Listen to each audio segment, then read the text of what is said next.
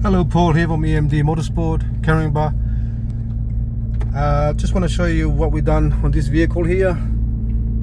This is a Porsche 996 with the actual PCCMPlus installed. So this is the actual PCCMPlus.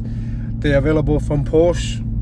I used to do aftermarket one. I don't do anymore. I just completely stopped because it's just too much problem with the actual radio or antenna or digital radio stations and things like that. I'd rather just get the Porsche one. Even the old Cayenne as well, 955, 957 Cayenne, they have the PCCMPlus available for them. I'm pretty sure it's 955. I'm not sure about the 957, but they do share the same radio. So anyway, so this is it. You got a USB here, your auxiliary, and your phone, and here. The only thing you gotta buy extra is the actual maps. If you want to buy the maps for your navigation system, or you can just use your phone navigation on your phone. It will go straight to here, like CarPlay or things like that.